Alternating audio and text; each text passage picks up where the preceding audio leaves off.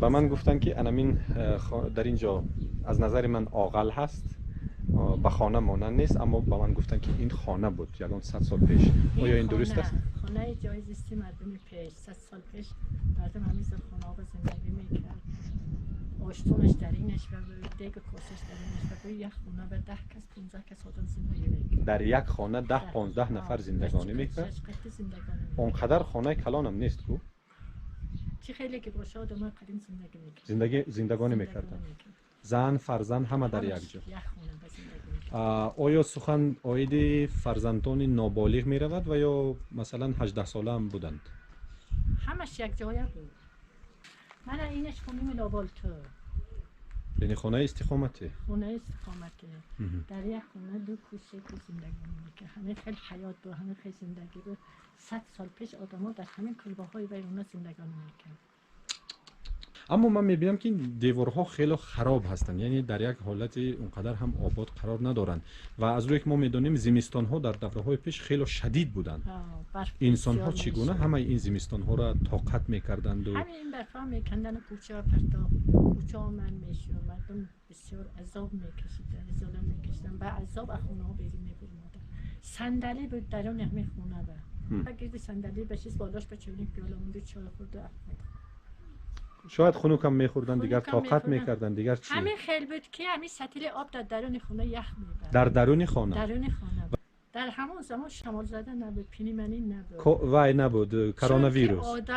کرونا نبود. چون که آدم ها چیزهایی و طبیعی باقله و گندم میخوردن و کالریش بلند بود، ایمونیته مردم بلند بود. گاو داشتن، گوسفند داشتن، از شیر و دوغ و روغن همه استفاده می‌کردن. یعنی همه چیزهای طبیعی. همه چیز طبیعی. اما با تاسف می‌نگرم اینجا من می‌بینم که خانه‌ها از ارچه‌های سرسبز وادی زرفشان ساخته شده‌اند. فکر نمی‌کنید که مثلا این یک زیان خیلی هم کلان برای طبیعت این ارچه‌ها از بالا آب منج آورجا، یعنی از طبیعتی از که آورده ها خونه پوشیده. اون وقت ره نبود، ماشین نبود، چوب دختر نبود، مردم از ارچه‌های که استفاده می‌کردن. میتوان گفت که مثلا در زمان گذشته 50 70 100 سال پیش انسان‌ها ضرر به طبیعت خیلی زیاد می‌کردند، چون من می‌بینم هر کجا اما اهالی کم بود. همین ارچه می‌اریدن آورده خونه آقل پوشیده شد. حاضر اهالی 3 برابر 4 برابر زیاد. در همون دوره برق وجود داشت؟ قوه برق نبود؟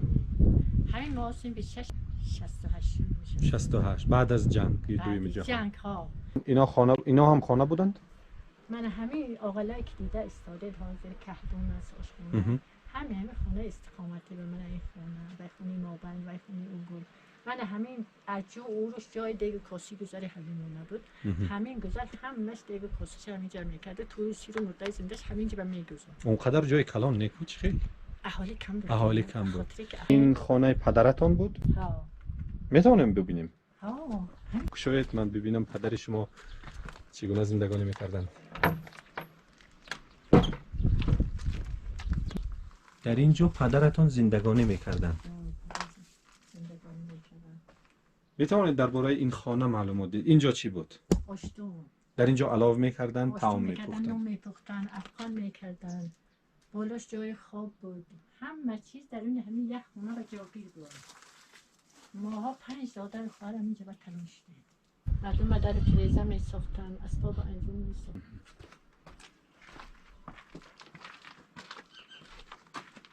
اینا هم همه خانه بودن؟ همه خانه. امارت رجب سفر. ها. این که سالی 61 دیرکتور شده دهه مکتب آمده کار کردن 2 سال.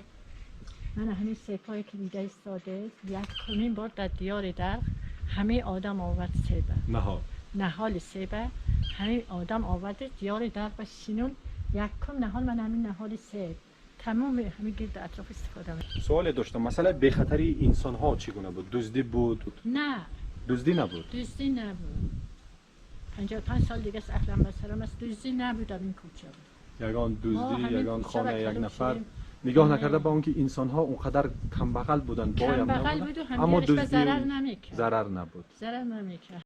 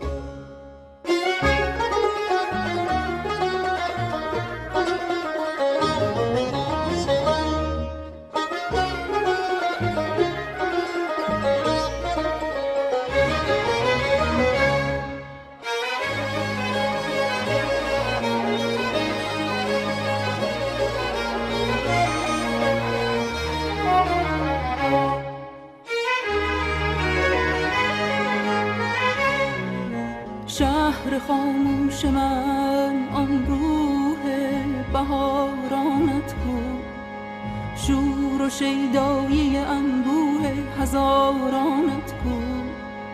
میخزد در رگ هر برگ تو خوناب خزان، میخزد در رگ هر برگ تو خوناب خزان. نکهت صبح دم و بوی بهارانت بود.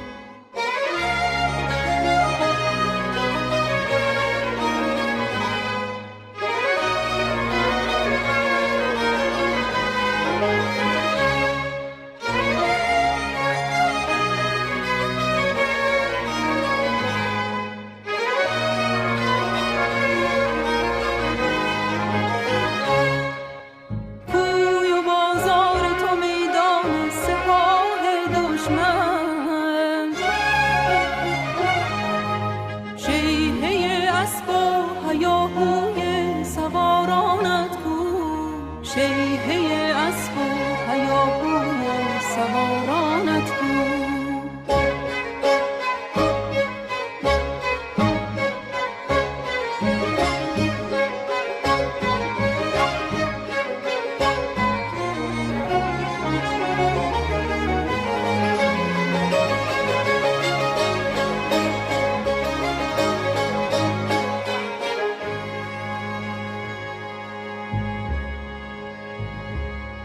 سوت و کور از شبا، سوت و کور از شبا، میکده ها خاموشند،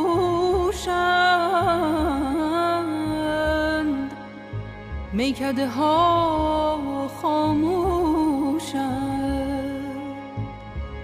نعره و عربده باده گسارانت کو، نعره و عربده باده گسارانت کو.